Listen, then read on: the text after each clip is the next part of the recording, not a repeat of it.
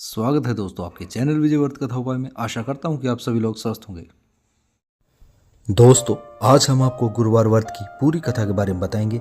इसकी क्या पूजा विधि है, इस व्रत से आपकी सारी वैवाहिक समस्या दूर होंगी।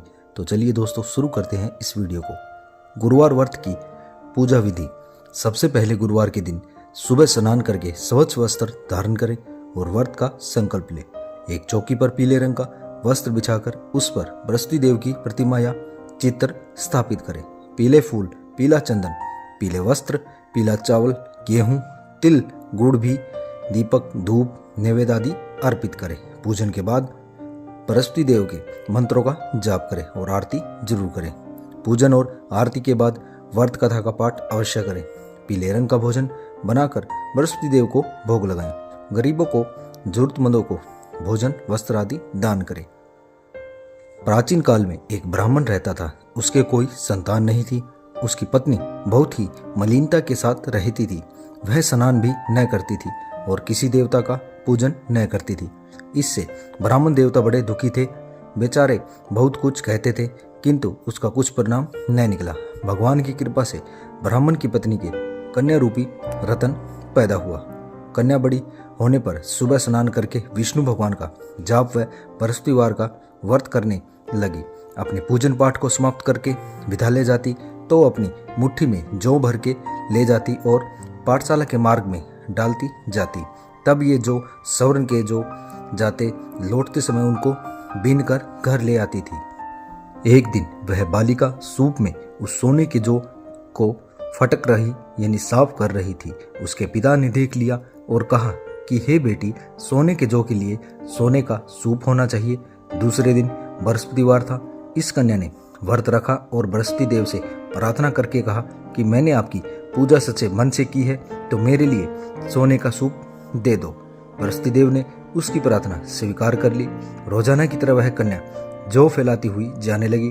जब लौटकर जौ बीन रही थी तो बृहस्पति देव जी की कृपा से सोने का सूप मिल गया।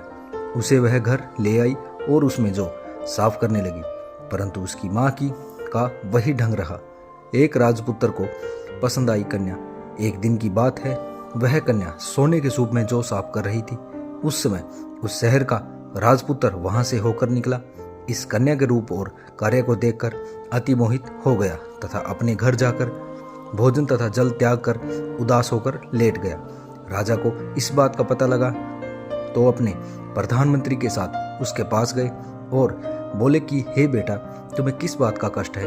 किसी ने अपमान किया है अथवा और कारण हो सो कहो, मैं वही कार्य करूंगा जिससे तुम प्रसन्न हो सको। अपने पिता की राजकुमार ने बातें सुनी तो वह बोला, मुझे आपकी कृपा से किसी बात का दुख नहीं है पिताजी। किसी ने मेरा अपमान नहीं किया है, परंतु मैं उस लड़की से विवाह करना चाहता हूँ जो सोने के सूप में जौ साफ कर रही थी। यह सुनकर राजा आश्चर्य में पड़ गया और बोला कि हे बेटा, इस तरह की कन्या का पता तुम ही लगाओ। मैं उसके साथ तेरा विवाह अवश्य ही करवा दूंगा। राजकुमार ने उस लड़की के घर का पता बताया। तब मंत्री उस लड़की के घर गए और ब्राह्मण देवता को सभी हाल बताया। ब्राह्मण देवता राजकुमार के साथ अपनी कन्या का विवाह करने के लिए तैयार हो गए तथा विधि विधान के अनुसार ब्राह्मण की कन्या का विवाह राजकुमार के साथ हो गया। कन्या के घर से जाते ही पहले की भांति उस ब्राह्मण देवता के घर में गरीबी का निवास हो गया। अब भोजन के लिए अन्न भी बड़ी मुश्किल से मिलता था। एक दिन दुखी होकर ब्राह्मण देवता अपनी पुत्री के पास गए। बेटी ने पिता की दुखी अवस्था को देखा और अपनी माँ का हाल पूछा।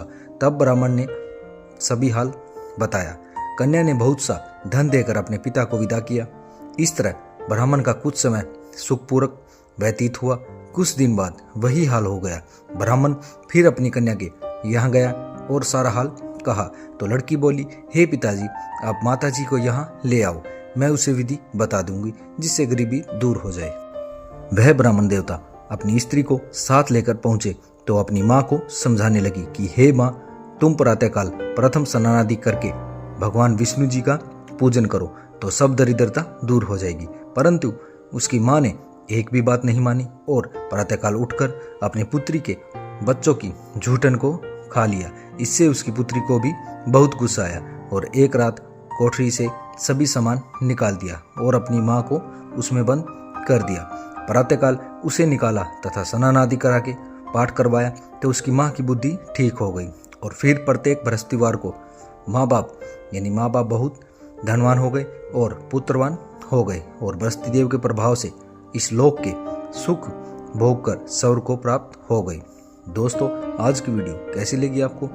इसी तरह जुड़े रहे हमारे चैनल विजय व्रत कथा उपाय में। आशा करता हूँ कि आप सभी लोग स्वस्थ होंगे और हमें फुल सपोर्ट करते रहिएगा। चैनल को सब्सक्राइब जरूर कीजिएगा। तो मिलते हैं नेक्स्ट वीडियो में दोस्तों। धन्यवाद।